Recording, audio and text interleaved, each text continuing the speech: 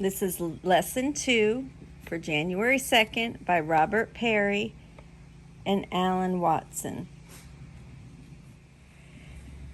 I have given everything I see on this street, from this window, in this place, all the meaning that it has for me. So the practice instructions are 2 times, ideally morning and evening, for 1 minute. The same basic instructions as yesterday, just using a new idea. In selecting subjects for today, look side to side and behind you. Remarks. Like the previous lesson, this one focuses on being totally indiscriminate in your selection of subjects.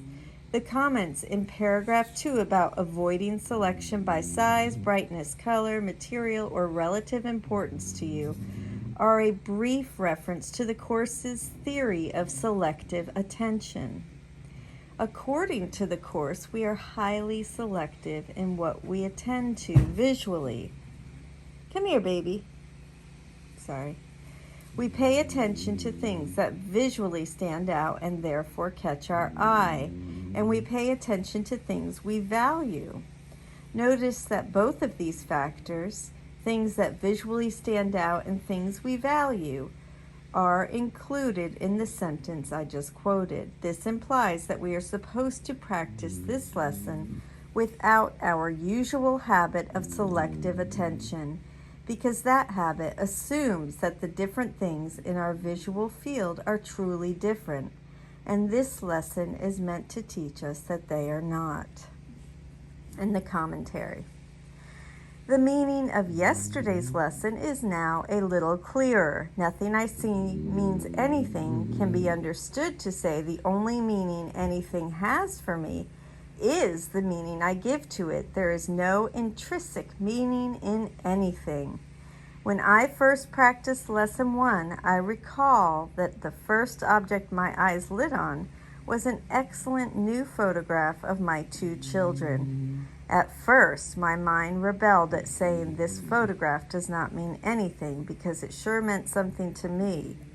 But the next morning, on lesson 2, I began to see what the lessons were getting at. The photo in itself has no meaning at all.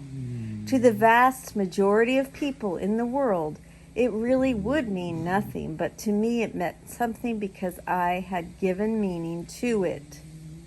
When we begin to realize that our perception is formed by our mind and not vice versa, it can be a startling revelation.